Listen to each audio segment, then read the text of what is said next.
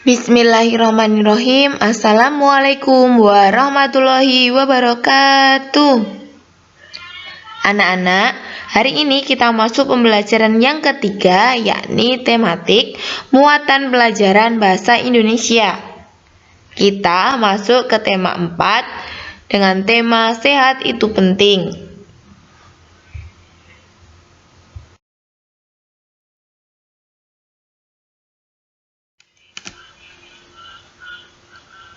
Di tema 4 ini kita akan belajar subtema 1, yakni peredaran darahku sehat.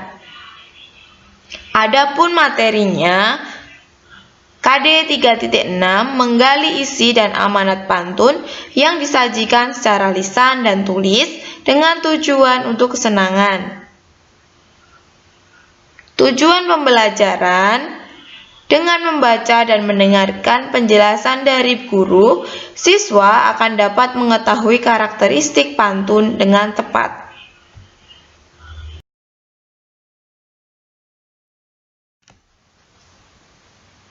Langsung saja kita bahas tentang pantun. Pantun adalah seni merangkai kata dan merupakan salah satu bentuk puisi Indonesia atau Melayu. Pantun digunakan untuk mengungkapkan perasaan seseorang mengenai suatu kejadian atau peristiwa yang dialami, atau berdasarkan pengalaman masing-masing penulis atau pembuat.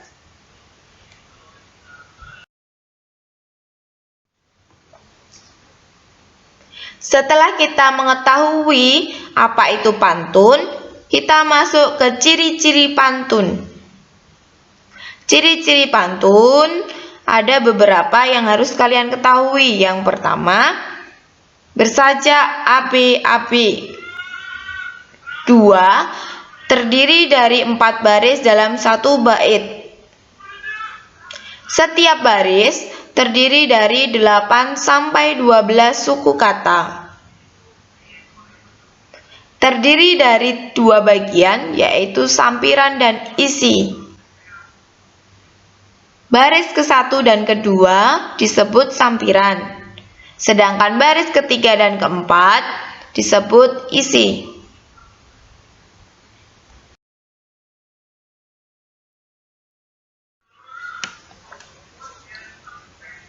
Berikut adalah contoh pantun. Silakan dilihat dan disimak baik-baik. Pergi ke rumah nenek di Jepara, melewati lapangan sepak bola. Bersemangatlah untuk jadi juara agar pulang membawa piala. Nah, di sini terdapat 1 bait pantun yang terdiri dari 4 baris. Baris yang pertama, pergi ke rumah nenek di Jepara. 2. Melewati lapangan sepak bola. Baris ketiga, bersemangatlah untuk menjadi juara. Dan yang terakhir, agar pulang membawa piala. Seperti ciri-ciri pantun tadi, pantun terdiri dari 2 bagian, yakni sampiran dan isi. Baris 1 dan 2 di situ sudah dituliskan bahwa disebut sampiran, sedangkan baris ketiga dan keempat disebut isi.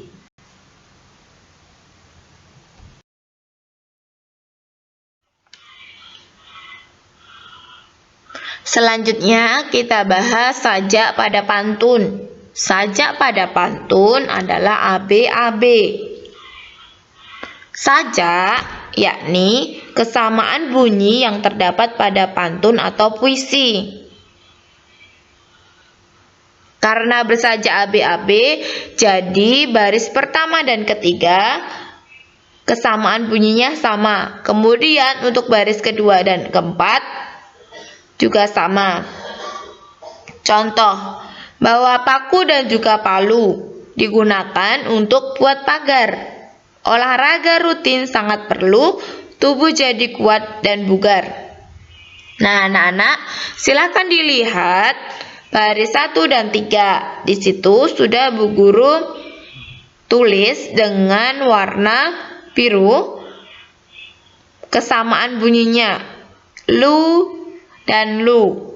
Kemudian baris kedua dan keempat sama, pagar dan bugar, memiliki kesamaan bunyi. Silakan dicermati dan dipahami.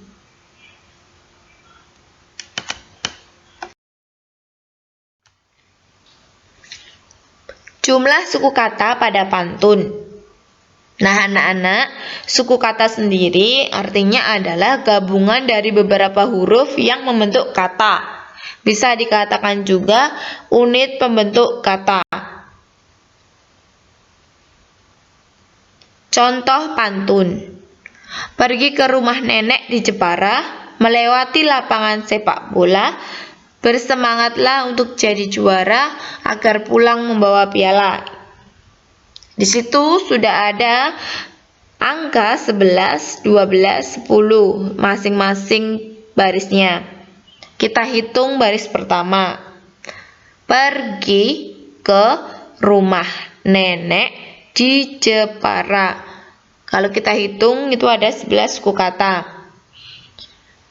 Begitu pula baris kedua itu juga ada 11. Baris ketiga, bersemangatlah untuk jadi juara, terdapat 12 suku kata dan ada 10 suku kata pada baris keempat.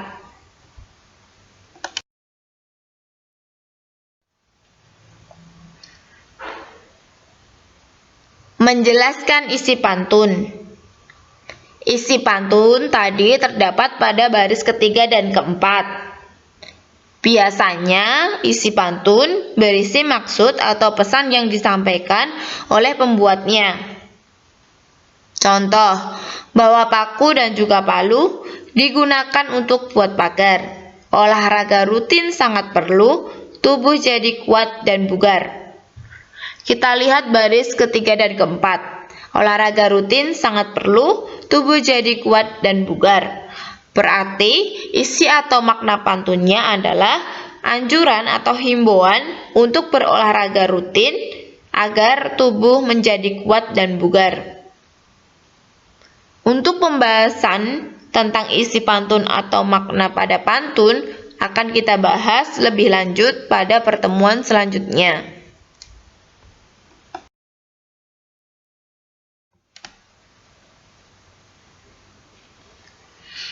Jenis pantun. Pantun dapat dibedakan berdasarkan isinya atau bisa juga dengan usia atau umur. Pantun berdasarkan isinya dibedakan menjadi pantun jenaka, pantun teka-teki, pantun kiasan, dan pantun nasihat. Sedangkan berdasarkan usia, pantun dibedakan menjadi pantun anak-anak, pantun orang muda atau biasa disebut pantun muda, dan pantun orang tua atau pantun tua.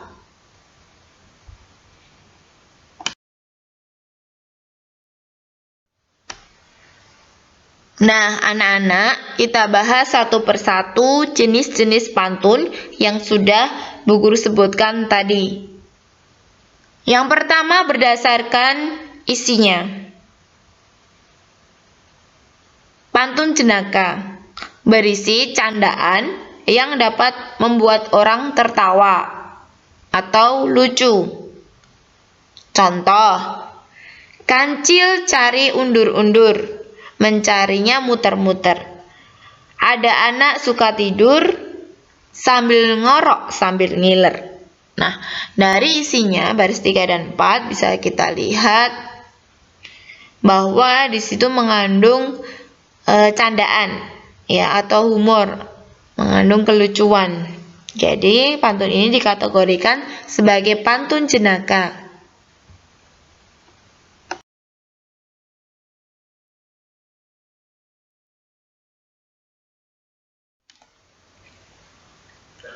Pantun yang kedua, pantun teka-teki. Berisi teka-teki dan biasanya digunakan dalam permainan berbalas pantun. Ciri utamanya Terdapat pertanyaan menarik untuk dijawab pada bagian isi pantun. Nah, berarti pada bagian baris ketiga dan keempat. Contoh, bunga mawar indah bunganya, tapi awas terkena duri. Jika kamu tahu jawabannya, binatang apa yang tanduknya di kaki? Nah, pada baris ketiga dan keempat ini ada suatu pertanyaan menarik. Kalau dijawab, jawabannya adalah ayam. Nah, jawaban ini bisa dibalas dengan pantun juga. Nanti kalian bisa membuat pantun dengan jawaban ayam tersebut.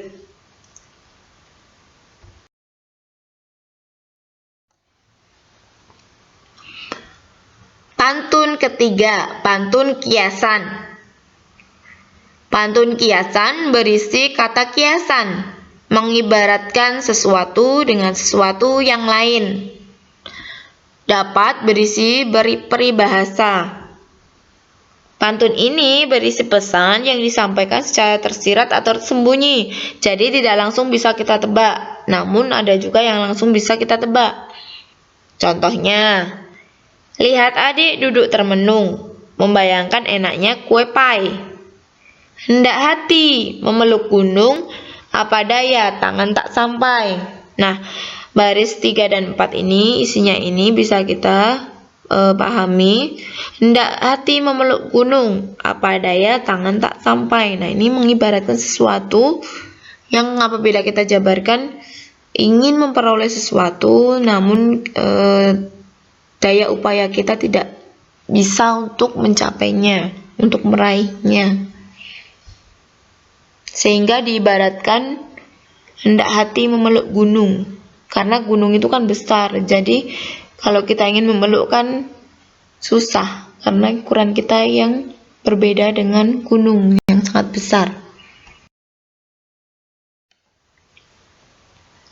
Pantun keempat masih berdasarkan isinya adalah pantun nasihat, berisi anjuran atau ajaran baik untuk banyak orang.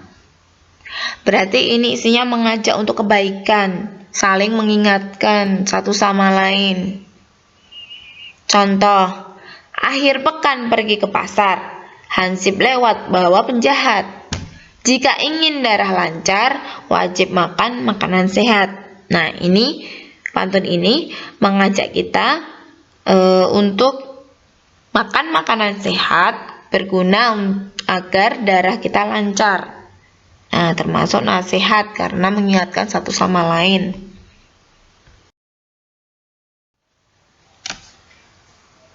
Masuk ke jenis pantun berdasarkan usia atau umur.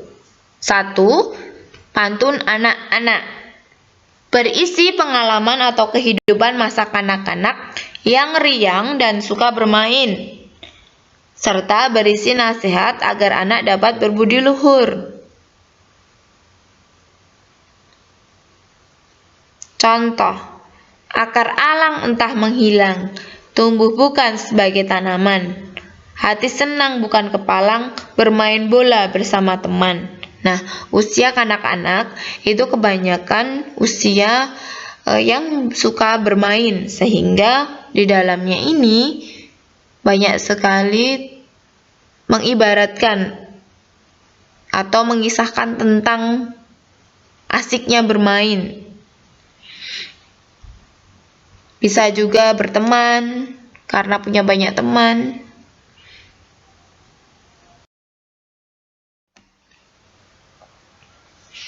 Pantun orang muda atau disebut juga pantun muda, berisi kehidupan masa muda. Contohnya, perkenalan dengan seseorang, kasih sayang, dan perjuangan meraih cita-cita. Karena biasanya pada masa muda ini adalah masa mencari jati diri. Contoh pantun, bunga mawar diikat pita, tertusuk duri tidaklah terasa. Ayo kawan raih cita-cita agar dapat membangun bangsa.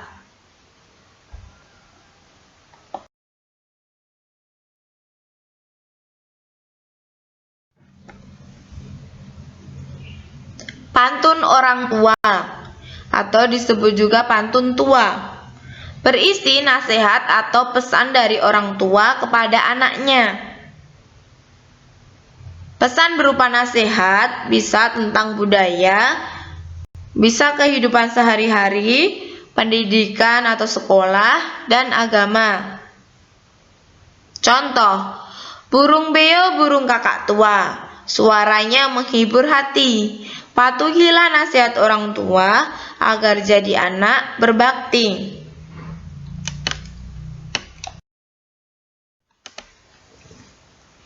Nah, anak-anak, sebelum Bu Guru tutup atau Bu Guru akhiri,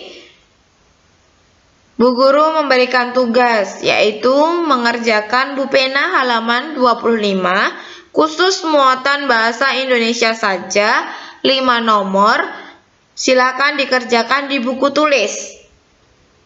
Dan tidak perlu dikirim fotonya di Google Classroom. Cukup dikerjakan saja di buku tulis. Nah, nanti pada malam hari Bapak Ibu Guru akan memberikan pembahasan di Google Classroom. Namun, pastikan kalian mengerjakan terlebih dahulu. Jadi, tidak boleh karena ada pembahasan, jadi kalian tidak mengerjakan. Wajib mengerjakan dulu, baru kemudian kalian cocokkan pada pembahasan yang Bapak Ibu Guru berikan.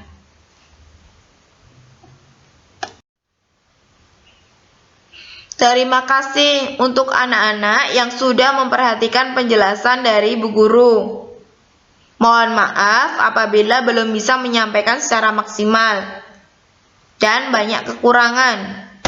Apabila ada materi yang belum paham, bisa ditanyakan kepada Bapak atau Ibu Guru. Dan bisa juga berkomentar pada Google Classroom. Semoga kalian sehat selalu, dilancarkan Allah dalam belajar, sehingga apa yang kalian cita-citakan tercapai. Bu Guru akhiri, wassalamualaikum warahmatullahi wabarakatuh.